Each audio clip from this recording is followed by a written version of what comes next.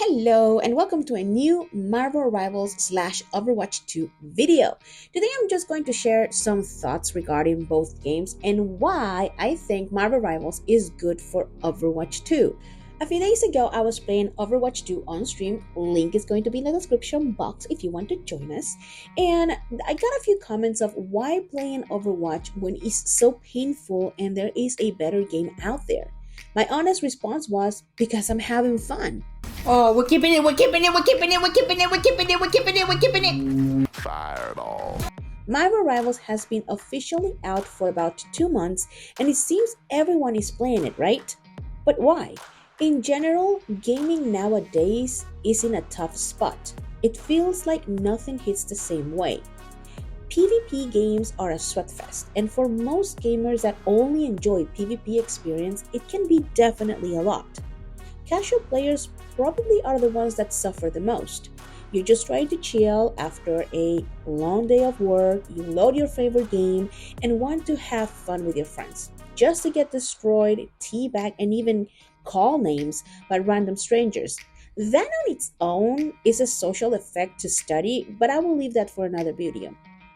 I have seen a few things in Marvel Rivals and in Overwatch and how they're trying to combat this.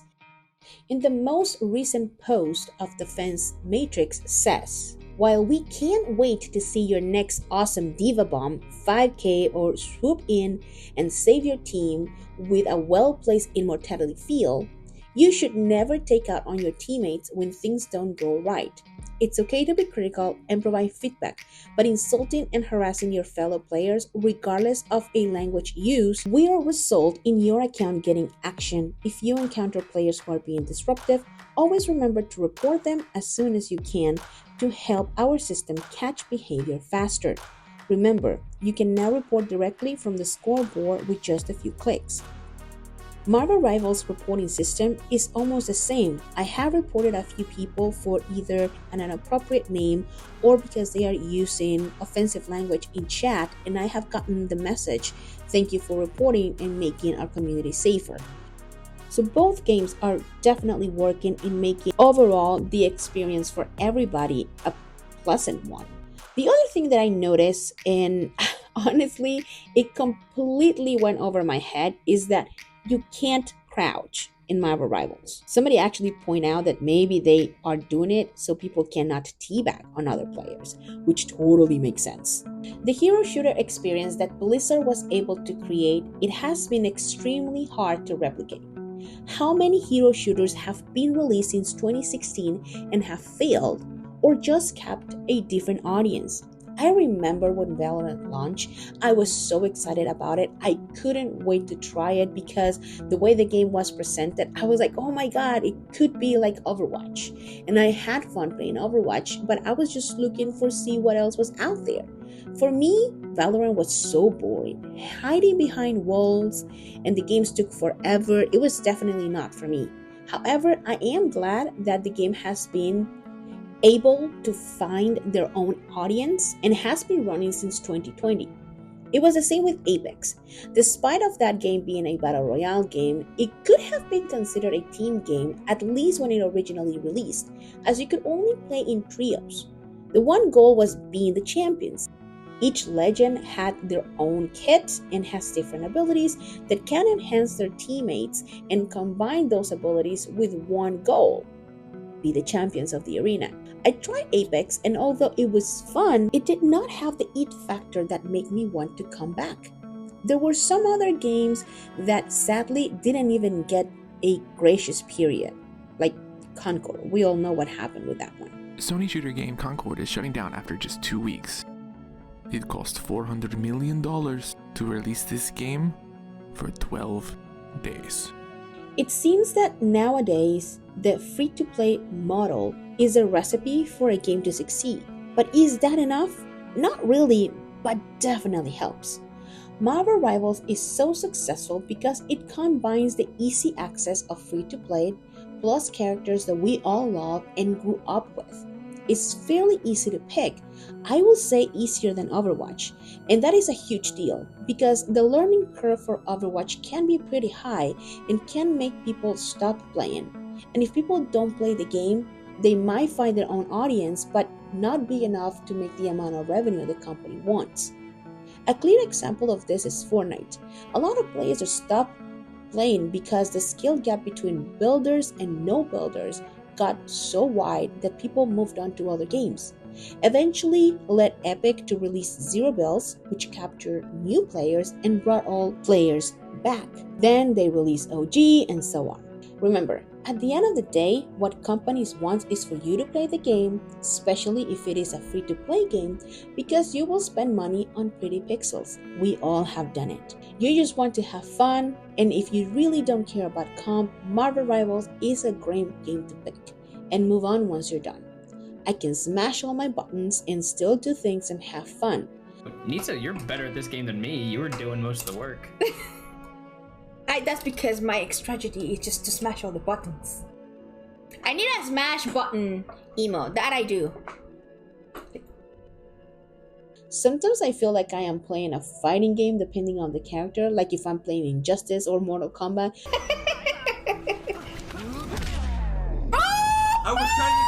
That's what I was trying to do. Which I know people will say smashing all your buttons is not the right way to play the game, but if I'm doing things and I'm having fun, why does it matter how I play it? You don't have to spend money on the game either to enjoy it, and most importantly, it allows you to feel free.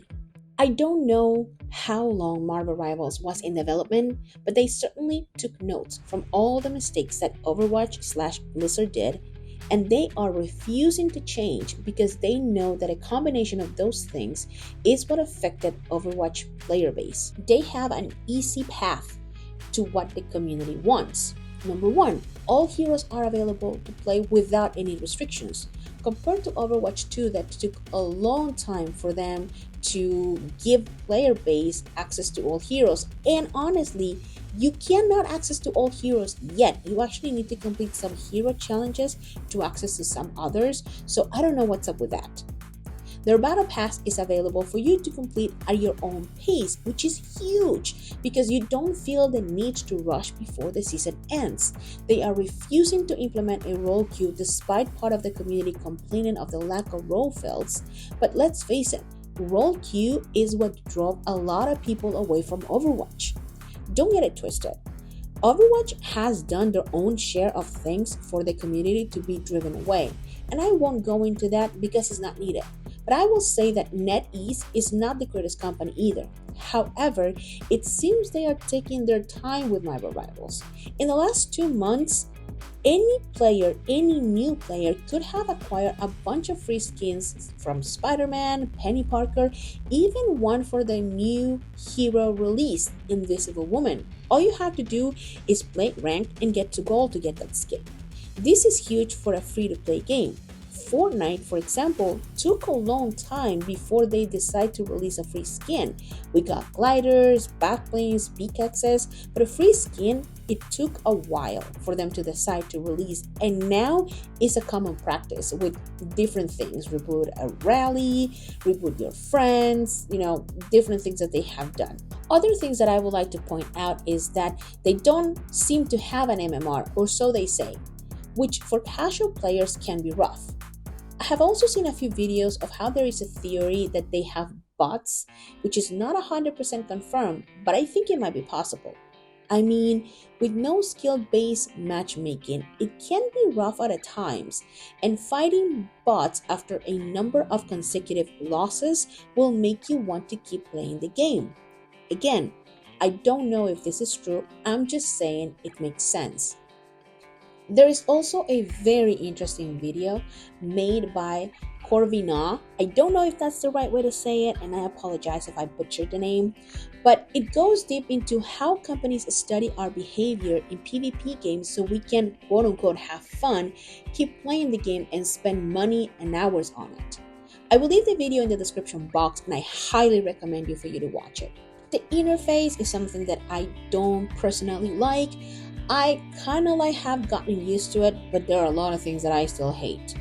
There are also life quality changes that they could make that honestly I feel that those are standard for any game, and they seem to be missing in Marvel Rivals.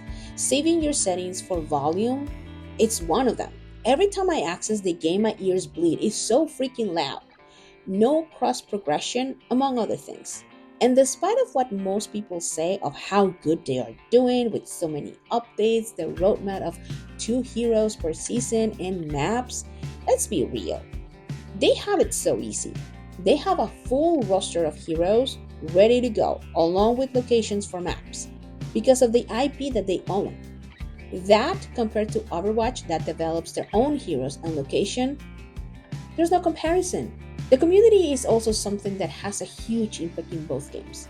The first month that Marvel Rivals was out, Overwatch was very refreshing. There was almost no toxicity, we were having fun, no spawn camping, it was crazy. At the same time, I understand why people decided to try Marvel Rivals and got hooked. It's fun to play because everybody can play whoever they want to play.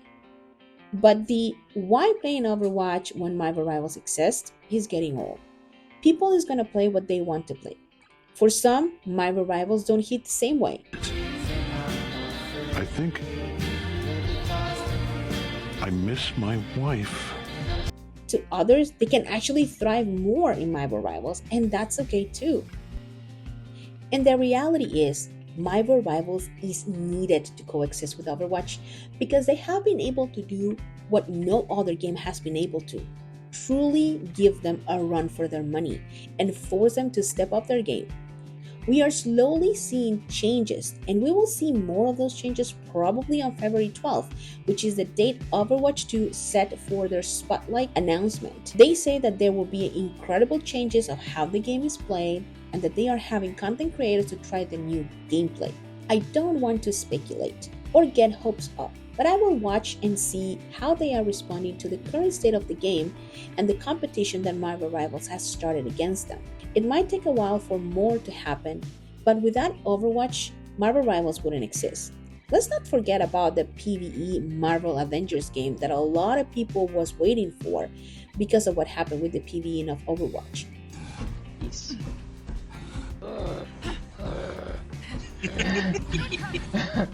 Come on, big guy.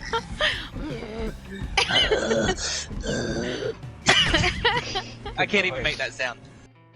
And how miserably failed because of poor management from the company in charge of it, proving that the only thing that can kill a video game is the company behind it. I'm going to leave you with this. It is okay to love Marvel Rivals. It is okay to love Overwatch. And it's okay to love and enjoy both. What is not okay is to shame people to play something you don't enjoy anymore. It's okay to be white. It's okay to be black. It's okay to be straight. It's okay to be gay. It's okay to be you. But it's never okay to stop at a yellow light when we both should have made it, bitch! And most importantly, competition is needed and healthy. The one that benefits the most out of it is us, the player base. I hope you enjoyed this opinion piece. Let me know in the comments what do you think, and if you enjoy this content, consider liking and subscribing. Shout out to my Patreons. Thank you so much for your support. This would not be possible without you guys, and I will see you guys on the next one. Bye!